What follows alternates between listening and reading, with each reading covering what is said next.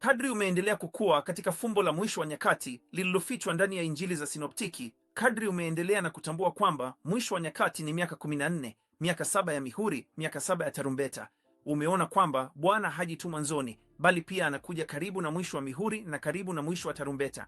Sasa hilo linatuleta kwenye fumbo jingine kuu linalopatikana katika Injili ya Luka. Katika Luka sura ya 22 mstari wa 35 hadi 38, tunaona Bwana akizungumza na wanafunzi na anawaambia kuhusu kuwa na upanga, kwamba wanapaswa kuuza chochote walichonacho kwa yule ambaye hana upanga. Na unaweza kuona lazima walikuwa na mazungumzo haya, na wakawa kama, mimi sina upanga, wewe una upanga? Hapana, sina. Je, wewe unao? Mimi ninao mmoja. Na mwingine anasema nina moja, lakini wengine hawana. Kwa hivyo basi wanamgeukia Bwana baada ya kusema wote wanahitaji kupata moja, na wanageuka na kusema, Bwana, tuna panga 2.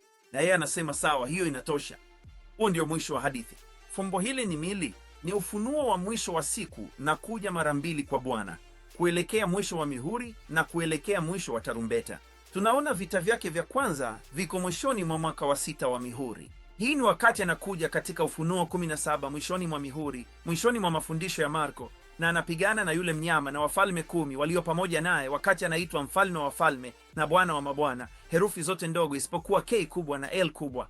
Lakini kisha anakuja tena, na hii ni vita nyingine ambayo inatokea mwishoni mwa mafundisho ya Mathayo katika mwaka wa 14, wakati Bwana anarudi na miguu yake ikishuka chini.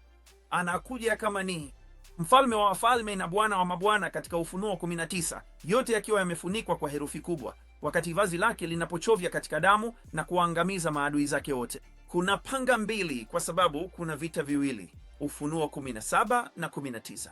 Mungu akubariki. Naomba hii kubariki. Tutazungumza nawe hivi karibuni. Kwaheri kwa sasa.